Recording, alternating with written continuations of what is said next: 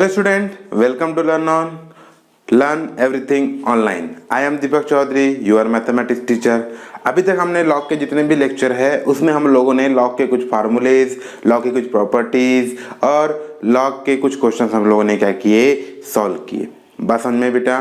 तो उनमें हम लॉग के उनमें हमने लॉग के बारे में बहुत कुछ जाना। अब हम आगे चलते हैं तो बहुत ही प्यारा टॉपिक है और बहुत ही इंपॉर्टेंट टॉपिक है जिसका नाम है लॉगरिथमिक इनइक्वालिटी। तो लॉगरिथमिक इनइक्वालिटी एक बहुत ही इंपॉर्टेंट टॉपिक होता है जिसमें जेईई में इसके एक आध दो क्वेश्चन आ सकते हैं। ठीक है, तो हम लोग इनइक्वालिटी के बारे में समझेंगे और जानेंगे। पहले लॉग के बारे में समझते हैं क्या होता है ना बेटा। अगर ना मान लो किसी ने पहली बात दे दी कि लॉग है ना,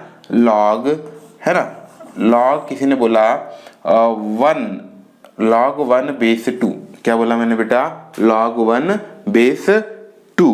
बस समझ में। और किसी ने वैल्यू बोला log 1 बेस 2 की वैल्यू क्या हो जाएगी? 0 हो जाएगी। बात समझ में। और किसी ने बोला log 2 बेस 2, इसकी वैल्यू कितनी हो जाएगी बेटा? 1 हो जाएगी। और किसी ने बोला log 4 बेस 2, तो 4 2 की कितनी डिग्री हो जाएगी? 2, है ना। आपको यहाँ स्पष्ट दिखाई दे रहा है, क्या स्पष्ट दिखाई दे रहा है बेटा, कि log 1 बेस 2 से बड़ी वैल्यू कौन है? log 2 base 2। और उससे बड़ी वैल्यू क्या है? log 4 base 2।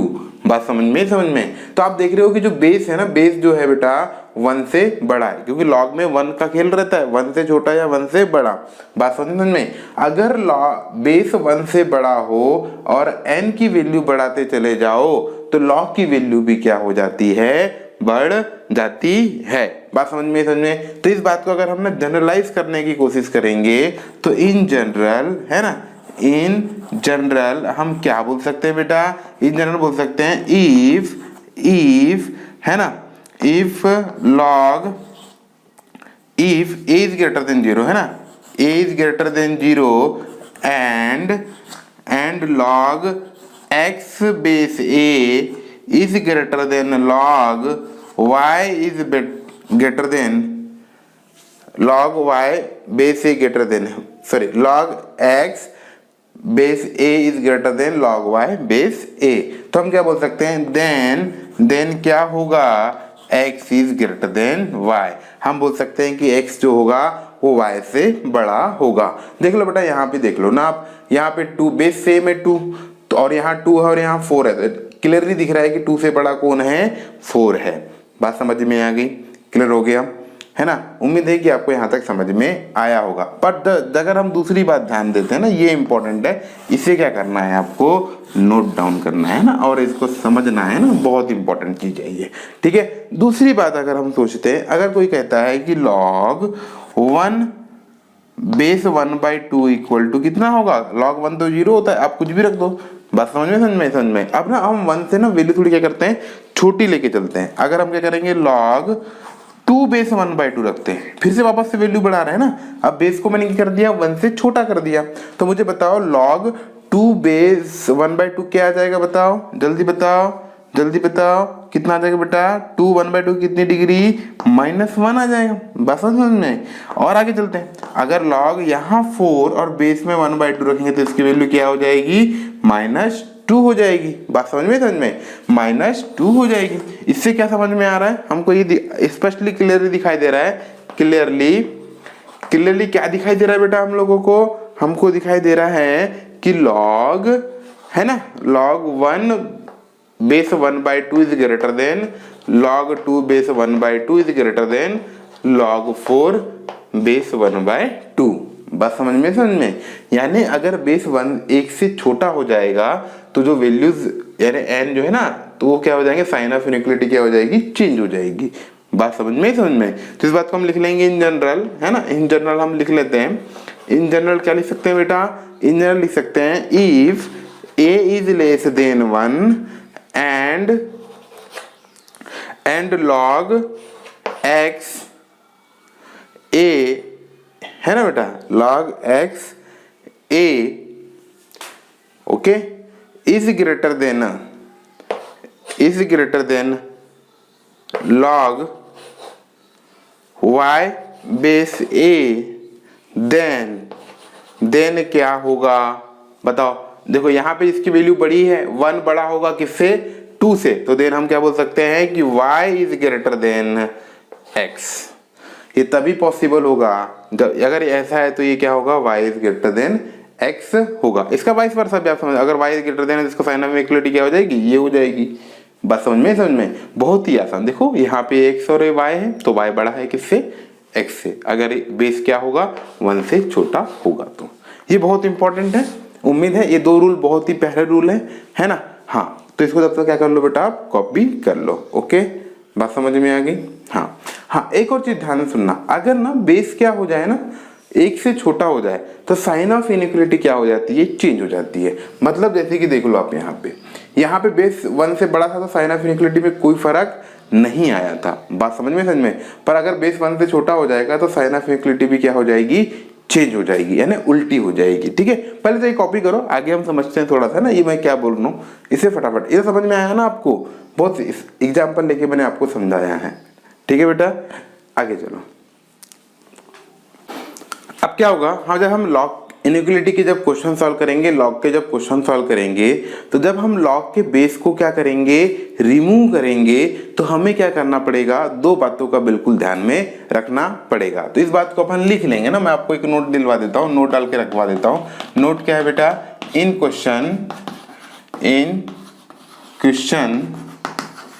Question while removing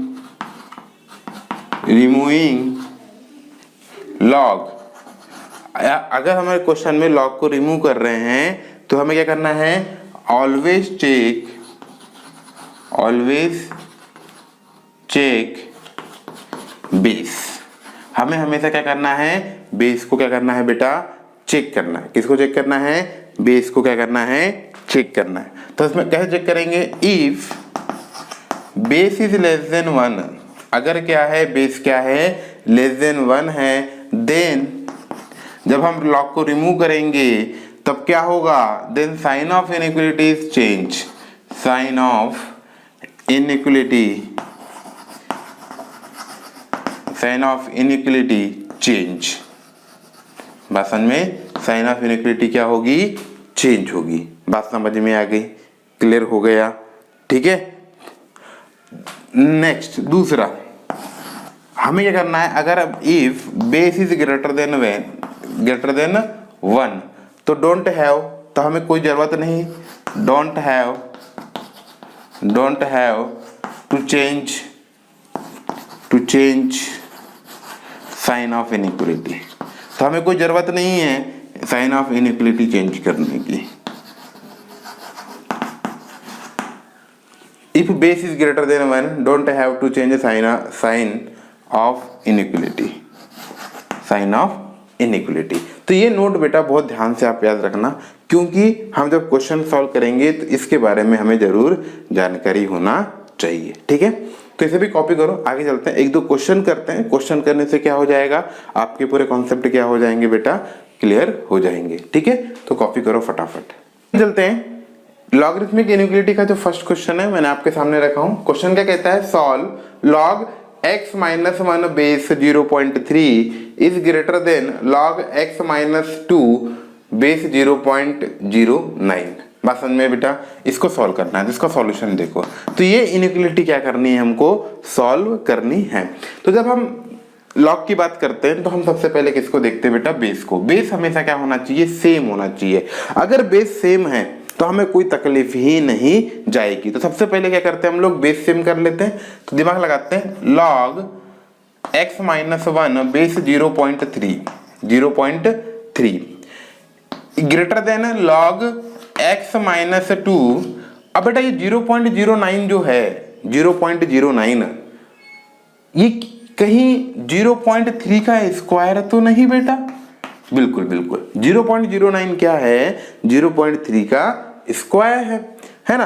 अच्छा, और सॉल्व करते हैं, तो लॉग x माइनस 1 बेस 0.3, ये बेटा 2 है ना, ये क्या हो जाएगा, सामने आ जाएगा, तो ये 1/2 में आ जाएगा, और ये 1/2 में आ जाएगा, तो लॉग x माइनस 2 बेस 0.3। बात समझ में आई। और जो सामने होता है वो इसके ऊपर आएगा। क्लियर हुआ कि नहीं हुआ, है ना। तो log x माइनस 1 बेस में 0.3 is greater than log x minus 2 to the power 1/2 और बेस में 0.3। बात समझ में आ गई।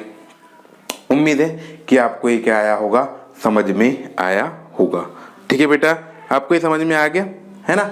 अब आगे चलते हैं ना, आगे चलते हैं। आगे चलने वाली बात क्या है ना, बात क्या है कि हमारे पास बेस क्या है ना, बेस आपको दिखाई दे रहा है 0.3। 0.3 क्या है, 1 से छोटा है। और जब हम लॉग को जब रिमूव करेंगे तो क्या हो जाएंगे, हियर, इस बात को लिख लेता हूं मैं, here 0.3 is less then 1, so when log is removed,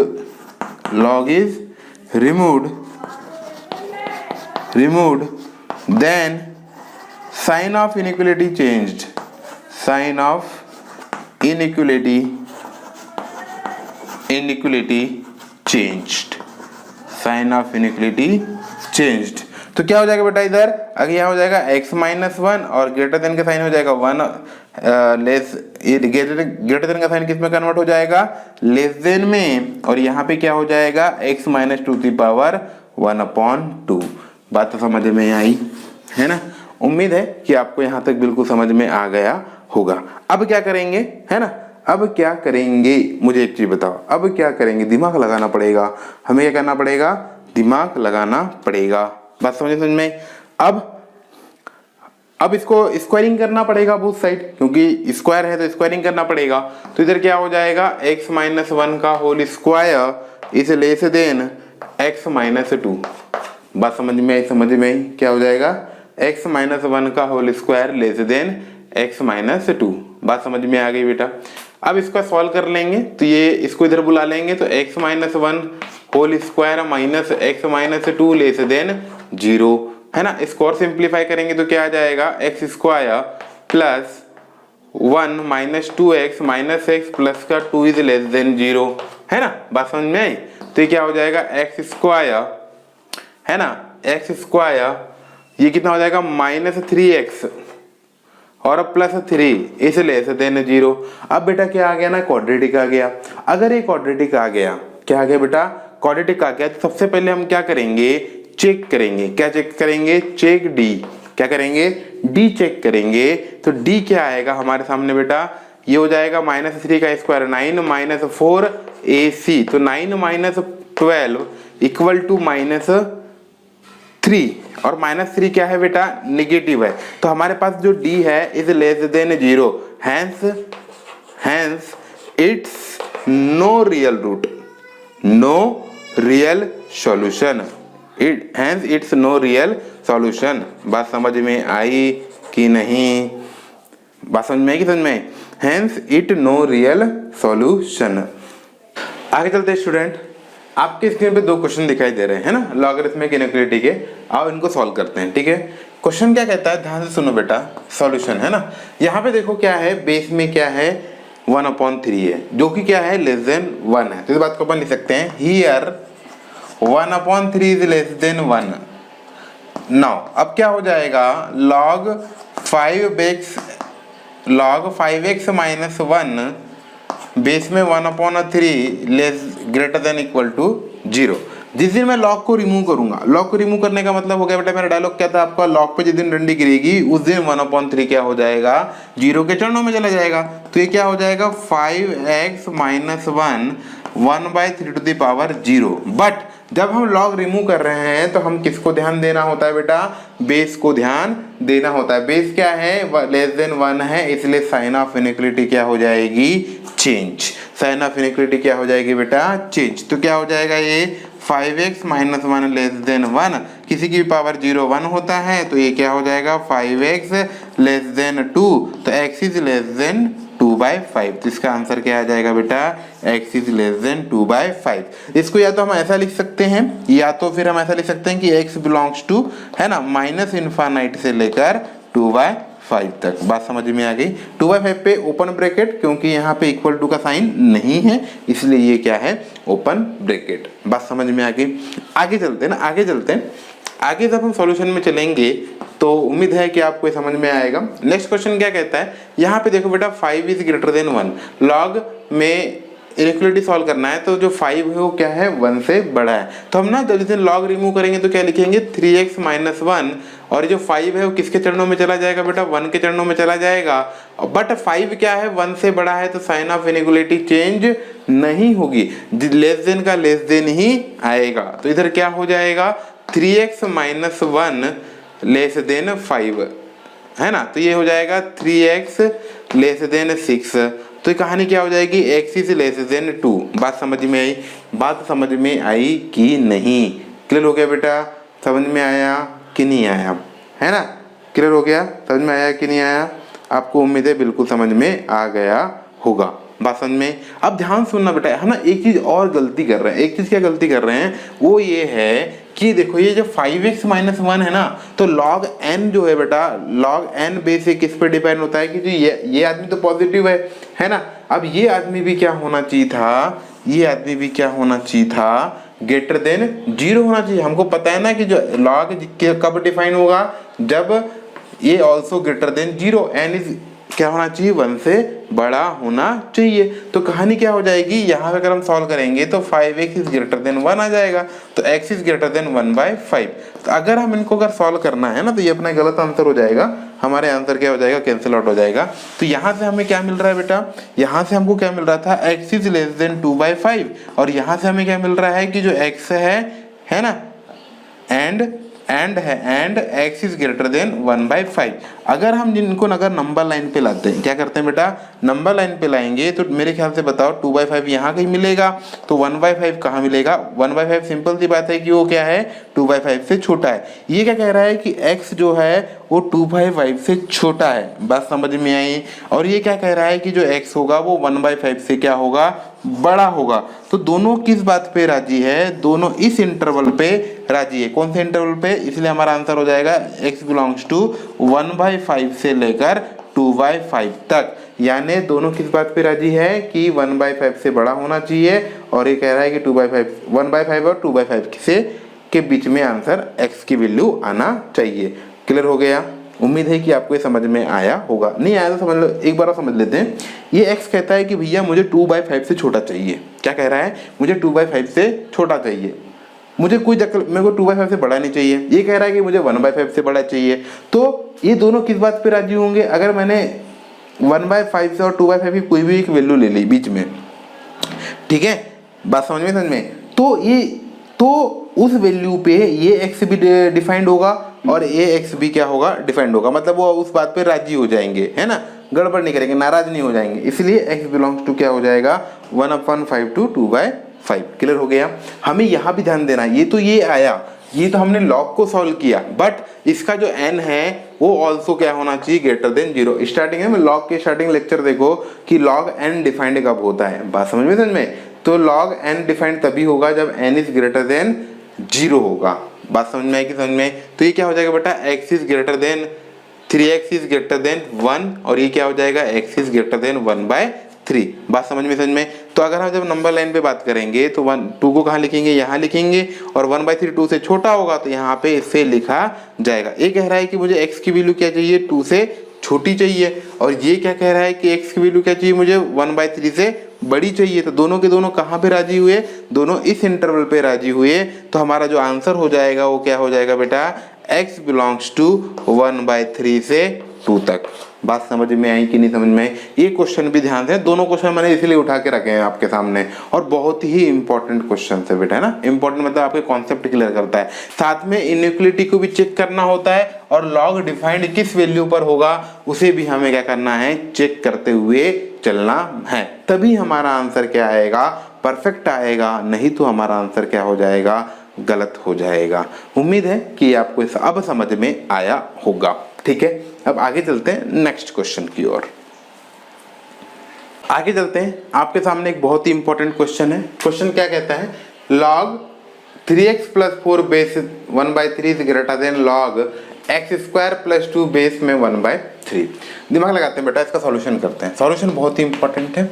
solution क्या है, पहले लॉग के लिए सॉल्व करते हैं। पहले किसके लिए सॉल्व करेंगे, अपन लॉग के लिए सॉल्व करेंगे। बात समझ में आई? समझ में? जब लॉग के लिए सॉल्व करेंगे, देखो तो बेस में 1/3, यहाँ भी क्या है, बेस में 1/3 है, मतलब बेस क्या है बेटा, सेम है, तो हम लॉग को रिमूव कर सकते हैं। और जब लॉग को रिमूव करेंगे तो आप ध्यान देना कि यहाँ जो बेस है 1/3 लेस देन क्या है, 1 है। क्या बोला मैंने, लेस देन 1। बात समझ में आई? और लेस देन 1 है, जब हम लॉग को रिमूव करेंगे तो ये साइन ऑफ इनइक्वालिटी क्या हो जाएगा, चेंज हो जाएगा। बात समझ में आई? समझ में आई? तो इसको हम क्या लिख सकते थे, अगर लिखना चाहे तो सबको तो ट्रांसफर करेंगे तो 0 से बड़ा कौन हो जाएगा, x² माइनस का 3x और इधर आ जाएगा -2। इसका मतलब हम बोल सकते हैं कि x² माइनस 3x माइनस 2 क्या हो जाएगा, ग्रेटर देन 0 हो जाएगा। बात समझ में? समझ में? अच्छा, अब इसको फैक्टराइज करना है। अब मल्टीप्लिकेशन -2 होना चाहिए, एडिशन -3 होना चाहिए। तो नॉर्मल फैक्टराइजेशन तो होगा नहीं, तो हम क्या करते हैं ना, प्यार से एकदम x की वैल्यू निकाल लेते हैं, है ना। हम क्या करते हैं, x की वैल्यू निकाल लेते हैं क्वाड्रेटिक फार्मूला यूज करके। कैसे, -b प्लस माइनस वाला जो फार्मूला है ना बेटा, तो 3 + √b², b² क्या हो जाएगा 9, माइनस माइनस हो जाएगा प्लस 4ac, तो a हो जाएगा 8 और डिवाइड में आ जाएगा 2। तो यहाँ पे हमारे पास x की वैल्यू कितनी आ जाएगी, 3 + -√17 डिवाइड बाय 2। बात समझ में आई कि नहीं? बात समझ में आई कि नहीं? क्लियर हुआ? जब x की वैल्यू आ गई तो ये फैक्टराइजेशन फॉर्म में क्या लिखा जा सकता था बेटा, x माइनस, एक बार प्लस के लिए करेंगे 3 + √17/2, है ना। ठीक है, क्लियर हो गया। और एक बार माइनस के लिए करेंगे, है ना, दोनों माइनस के लिए, एक बार प्लस के लिए कर दिए, एक बार माइनस के लिए। फैक्टराइजेशन ऐसा इस तरीके से किया जाएगा, इज ग्रेटर देन 0। बात समझ में आई कि नहीं आई?